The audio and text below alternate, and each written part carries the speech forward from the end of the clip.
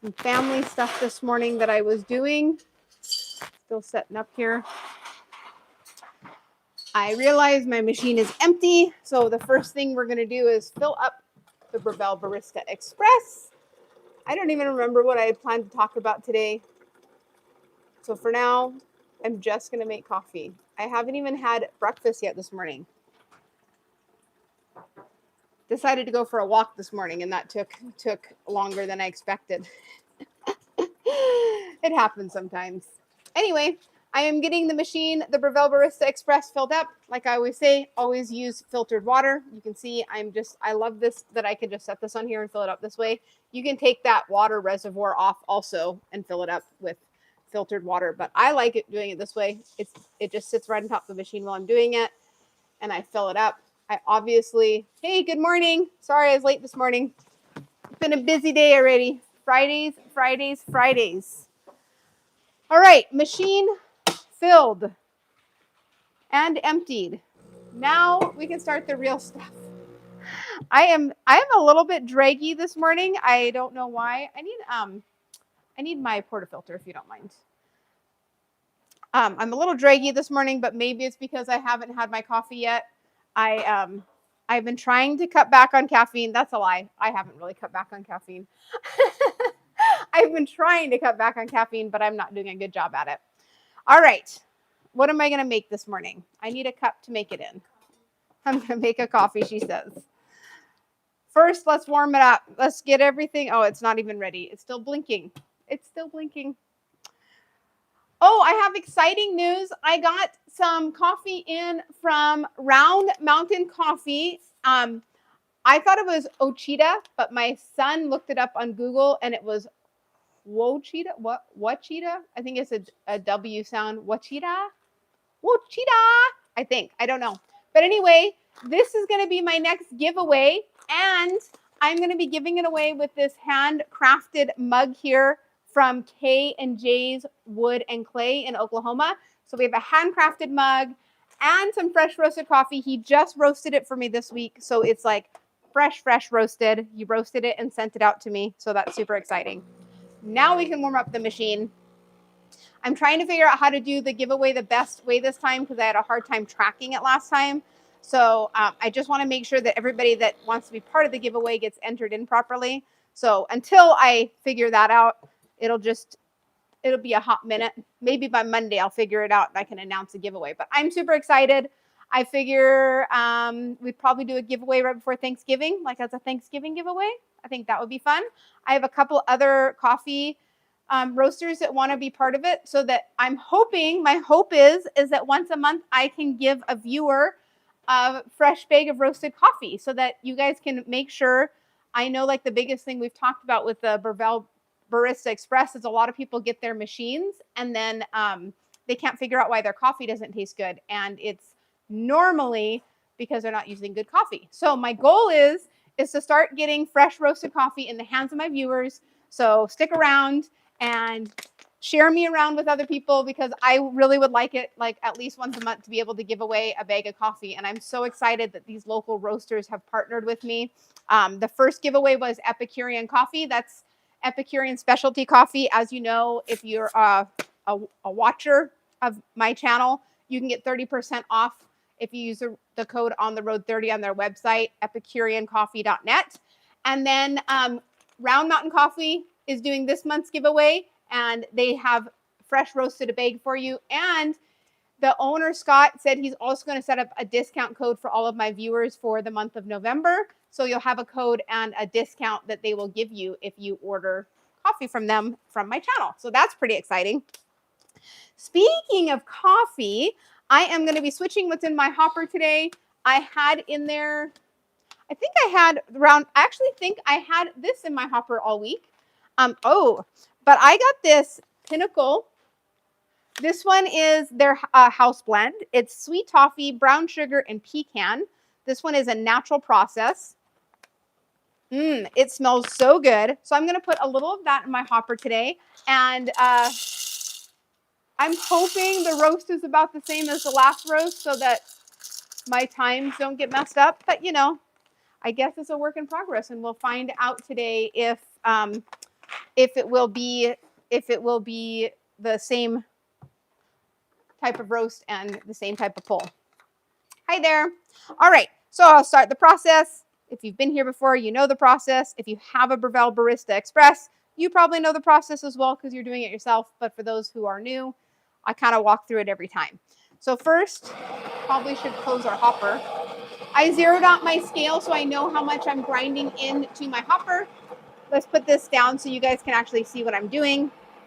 I know you probably don't like seeing me as much as the actual coffee making because that's what you're here for.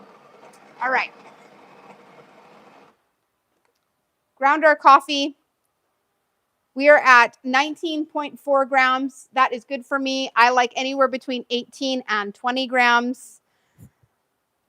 Give it a little whisker woo. I don't know if that's what it's called, but that's my name on this channel. It's called a whisker woo. There's like a moth in my house up there. There's two moths in my house, apparently. Oh.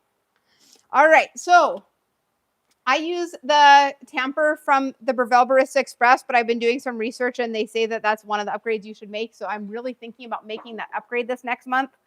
That's little upgrades at a time, but that's the next upgrade I really want to make is get one that is actually, what do they call that? Like it's pre-weighted and you have a perfect tamper every time. I do feel like sometimes when I pull my shots, I don't tamp it as well as others, and it does make a difference. I have felt like sometimes I'll pull a shot and it'll be too slow, and the next time it'll be too fast, and I think it's because of my tamping pressure.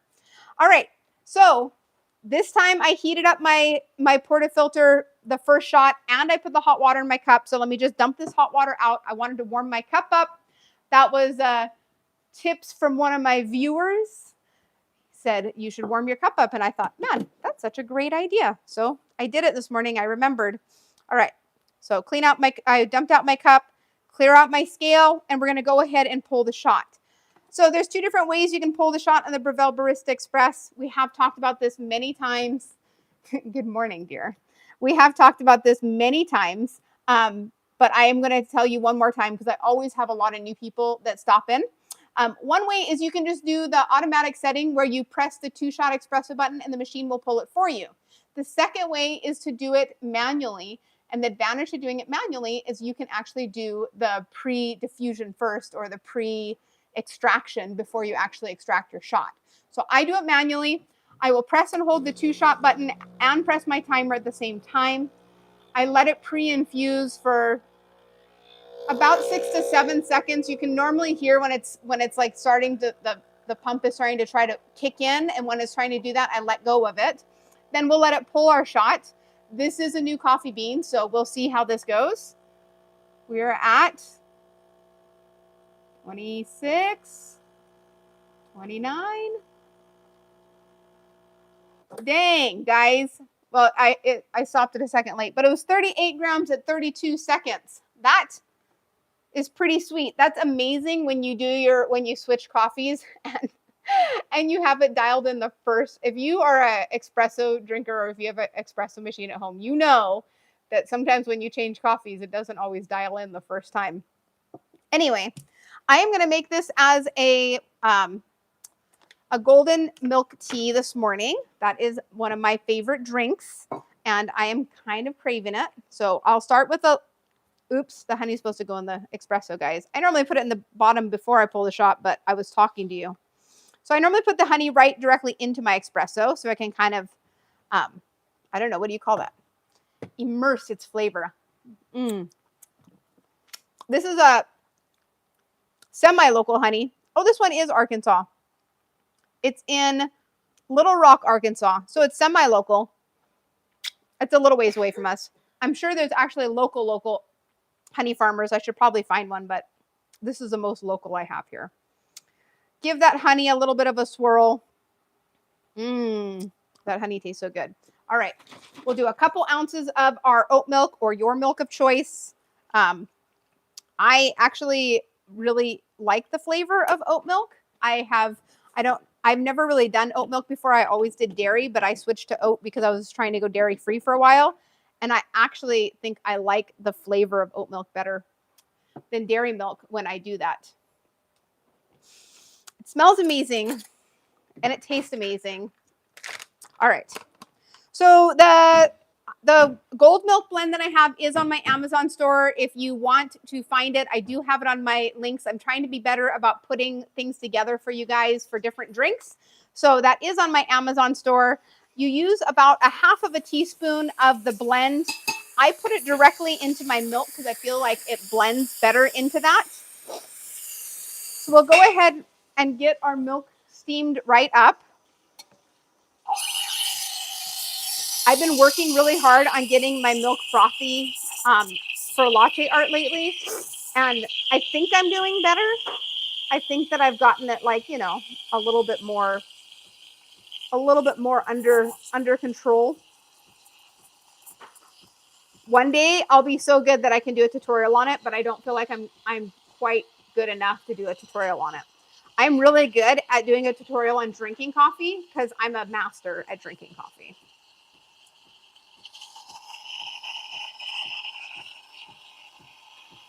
Almost there, guys. It looks beautiful. I actually have a nice foam going. This always makes me happy. It seems like I pour the best latte art on my channel when I can't film it, or I do the best latte art when I just make it for me, for myself, and I don't film it. Oh, see, even my husband said that. Sometimes I do perfect latte art. I was actually watching a video of a barista. I know, surprise. I watch coffee stuff. I was watching a video of a barista and they were like, sometimes my latte art is so amazing and sometimes it's not. And I was like, man, I feel you. Sometimes I can get it pretty good and other times I really just can't. So then I kind of felt bad because as long as a lot of you know, I've done coffee shop, like I do coffee shop reels for different coffee shops, and I've done that for almost 2 years now. Anyway, I used to always make a barista, and I do sometimes still if I feel like they got it, but I always made a barista do their latte art in front of me. Now I kind of feel guilty because I understand the pressure, but you know, there are so many people that do it so good. Like there's so many talented. I think it's an art form, and there are so many. This milk is perfect, guys. It's so perfect. I got the foam so perfect. All right. I just want to make sure that honey got dissolved and mixed in there because it kind of sits at the bottom if you don't mix it good. So I'll just make sure that honey's nice and mixed in with my espresso shot. And all over the counter. Ooh, that espresso is yummy. Yummy, yummy. All right.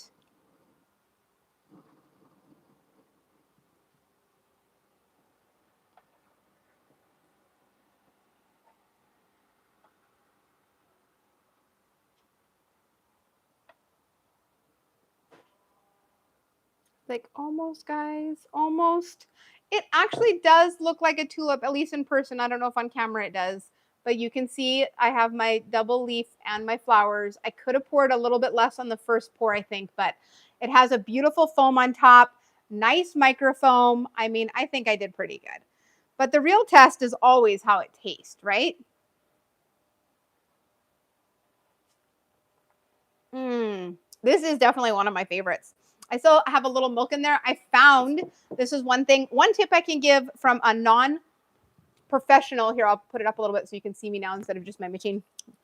Still licking all the honey off my fingers.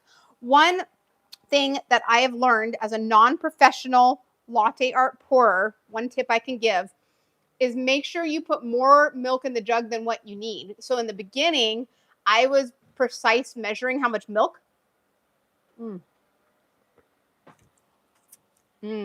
I was precise measuring exactly how much milk I needed to put in the jug.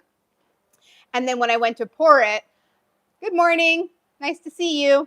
When I went to go pour the latte art, I ended up running out of milk before I got to the end. And so then I would just have a big blob on top. And I've seen a lot of people, I'm actually part of quite a few groups on Facebook, like latte art groups and things like that. I know it's bad. I guess it's not bad. I mean, my husband, good morning. My husband's on all the car groups. So, I mean, I'm just on all the coffee groups, right? Anyway, I think that that's like one thing that a lot of people end up with snowmans at the end. It's because we have too much foam left at the bottom and no milk to do our pull through. So that's one thing I learned. I think as a home barista, we try to be more thrifty with our milk. I don't know. I'll bet he is on the other side of the world. We had somebody on here from Indonesia on Wednesday. So, oh, are you in India? Maybe he's in India. He doesn't even know where he is, apparently. We are not in India. We are in Northern America. I actually think a majority of my viewers are from the names that have come up so far. A majority of them are from here. So one of my favorite questions, there are coffee fields in Hawaii. Hawaii is actually the Big Island is Kona coffee is one of the most sought after coffees. I actually was just trying to work with a coffee company in Hawaii. I've been messaging them back and forth because I'm trying to get some 100% Kona brewed coffee. That is one of the things that I like to do. Hawaii is definitely dear to my heart. They are within the coffee belt, so they are within that tropical region of where coffee grows. So anyway, what was I talking about? I got totally sidetracked. I don't even know. I think I should just enjoy this for a minute while I think about what I was talking about.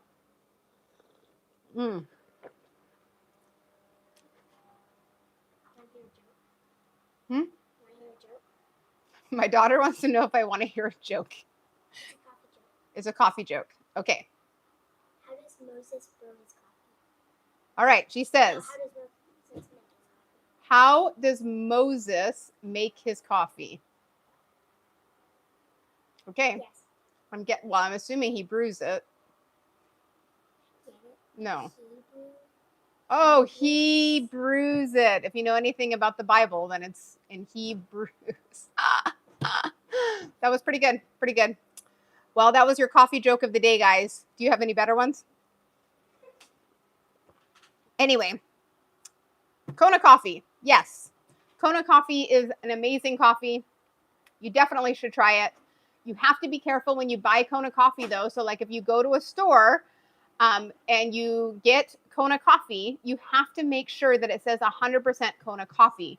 Kona coffee, since there's so little coffee that is actually grown there because it's an island and it's not a huge area, but since there's so little coffee grown there and it's so sought after because it's a specialty origin coffee, a lot of companies will take and do like 10% Kona coffee and they'll mix it with other coffee. So if you want true Kona coffee, it will cost more. And if you want true Kona coffee, you have to make sure that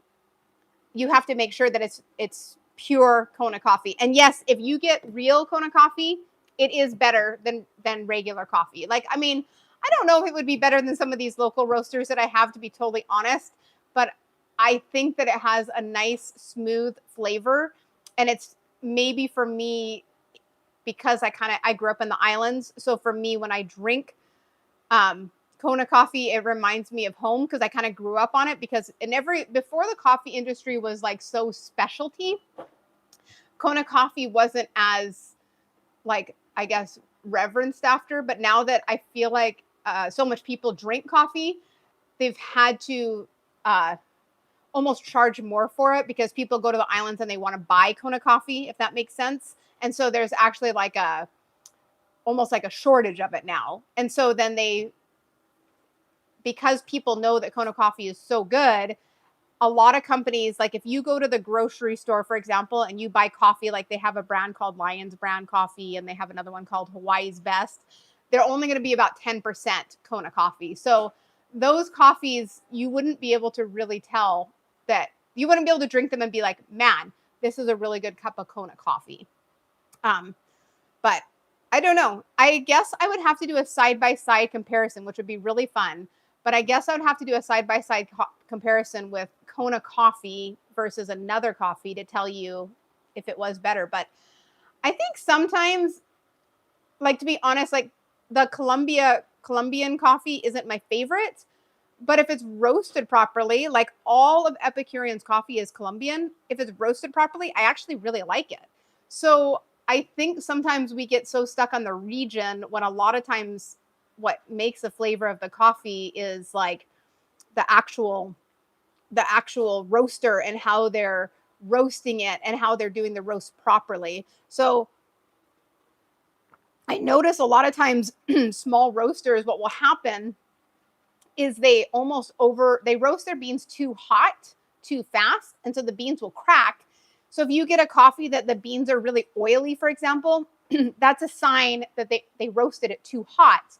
And you can taste in that coffee, I can tell you, I know if I get a coffee that's not like a dry bean, it's a very like oily bean, I can tell you already that it's going to have bitter undertones and you're not going to be able to taste the flavors and the back nose of that coffee because it's almost like, so what happens is when they make it, the coffee is a bean, right? Or it's a fruit that has a bean inside of it. And when they roast it and they roast it too hot, that bean ends up exploding and then those oils get all over and then it actually dulls down the flavor of that coffee. But if they roast it just right, those oils stay in there and they stay intact. So then when you go to grind your coffee, it'll still be a drier grind than like one that the oils have already come out. But then when you go to grind it and you go to brew it, those oils are actually coming through to your espresso or your coffee, like if you're doing a pour over or an AeroPress or whatever. So I guess that's one thing, like a lot of people ask that too, like, how do you know if it's a good coffee? Look at the beans. Like a lot of times if you look at, so you can tell, I know both this Round Mountain coffee and the Epicurean coffee, they roast it they have really good roasters. They take care of how long they roast it. They don't over roast their beans. They're both lighter roasts. So I'll show you. Oh, this coffee smells so good, you guys. I should have had a shot of this by itself. All right, so here is the Round Mountain coffee. You can see it's a dry bean. There's no oils on it. It's not wet, right? And it smells so good. It smells so good. So that is what you're looking for in a fresh roast coffee. If your coffee is super oily, then you know that it was over roasted. I can even show you, I'm pretty sure I have a bag of Epicurean right here. I haven't opened it yet, but I can open it. I can do that, guys. If I had scissors, I could do that. Oh, one of my runners is going to grab me scissors, but I'll show you these beans as well. And you'll see, even though this is a Colombia coffee and it is their dark roast, you'll see when I take the beans out, it's not really dark. Okay. No, you are not. Do not do that. Go away. Thank you. He was trying to pour more milk in my coffee. It was perfect. All right. So this is actually their dark roast. So I just wanted to show you this because if your dark roast is black, you won't have the same flavor in the coffee beans. Okay. So look at that. And if you see how light colored that is, and this is their dark roast, okay? So their lighter roast is going to be even lighter than that.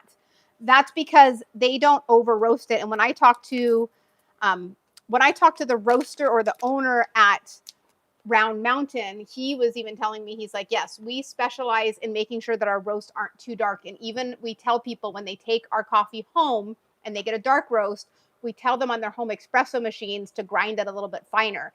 And that was interesting to me that he knew that, because a lot of people that aren't really versed in coffee don't realize that the roast of the coffee makes such a big difference in the grind of our espresso. Yes, my cup looks fuller because my son tried to pour the rest of the milk in there. It was a perfect ratio and he messed it up, but that's okay. I love him still. So there was your coffee talk for today. I don't know. I'm debating if I'm going to make an Americano after this. I know on Wednesday I was going to make 2 drinks and then I ended up only making 1. But I've been telling you guys, I did make one, I think last week on a live. I made one of those, what do they call them? Aerated Americanos. I don't know what the name of it is. There is a name for it, apparently. It's actually showing up on menus now, which is really funny to me.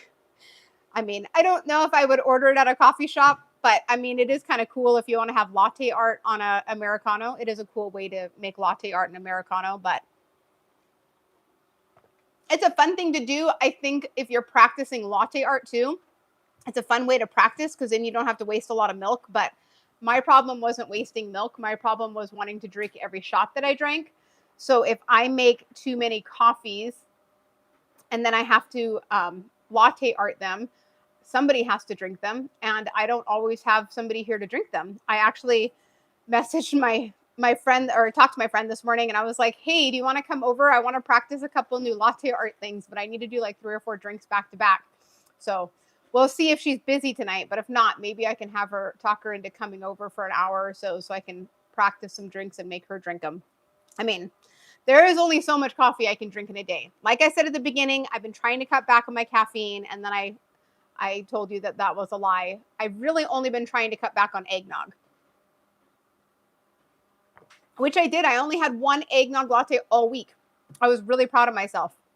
So, I mean, that was good in itself. I do think I'm going to make an Americano to close this out. Do you want? I'm going to let you guys vote. If you're here and you leave a comment, I'll do what you tell me to do. Otherwise, I'm going to do what I want. I'm going to do an Americano. I can either do it as an aerated Americano, and you can watch me pour an aerated Americano, or I'm just going to do a standard Americano. So if you vote before I'm done pulling my shot and you tell me what you want, I will make what you tell me to make. Okay, there's a standard Americano. That's the easy one to make. So I am missing all my pieces. My daughter is going to bring me all my pieces so I don't have to leave the camera. And then we are going to make an Americano. And once she brings me all of my pieces, look at this. So I wanted to show you guys this. Could you actually grab me a Starbucks mug as well? All right. Since we have a vote for standard and that's all we got right now, I'm going to do a standard Americano, but I want to show you this. If you have a portafilter, the basket comes out. Okay? I'm telling you this because if you don't clean this once in a while, you'll get coffee residue and oils inside of your portafilter. This is the bottomless one. If you have the one that came with your Breville Barista Express, I have it. I have that one as well. It has a little notch here, and this basket comes out as well. Okay? You want to make sure that you're cleaning inside your portafilter as well. So make sure that you're taking this out. I do it at least once a week. You can see that it was done already for me. I have used this portafilter a few times. You can see it's, I don't know if you can't see because it's black, but it is clean in there. I don't have any residue in the spout or anything. I make sure that I clean that regularly. I do use this sometimes. Sometimes if I have friends over and I want to pull shots back to back and I don't have somebody here. I don't have a bang box yet, so when I bang out my espresso, our kitchen is still under reno, so I have to walk across the kitchen. But once I get my coffee station, that'll be the first investment, is a bang box, so that I can just bang out my espresso right here.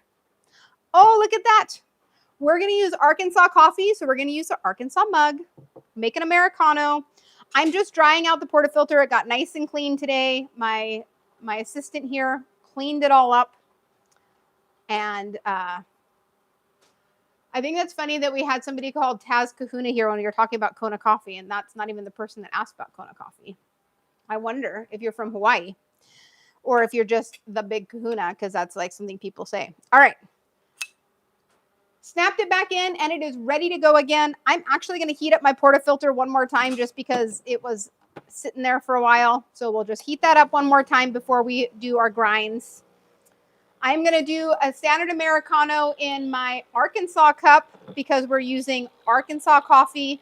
We're using Round Mountain coffee today. All right.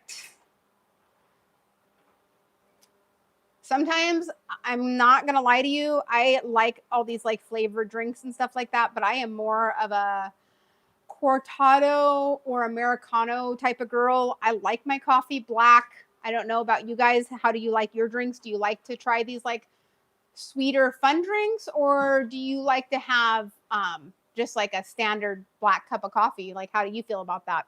For me, the Americano is honestly my go-to. I think that's my biggest issue, is that I probably drink 2 or 3 Americanos a day. These are easy for me to make. I measure, if you're new, if you just stopped in, I reset my scale so I can measure my portafilter. I grind directly into my portafilter, and then I'll measure it again to see how much grinds we have.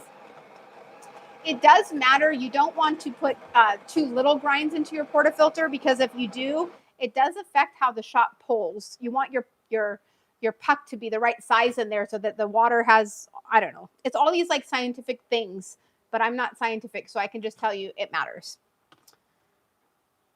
Dang, look at that. 18.8. I love it when it's like perfect.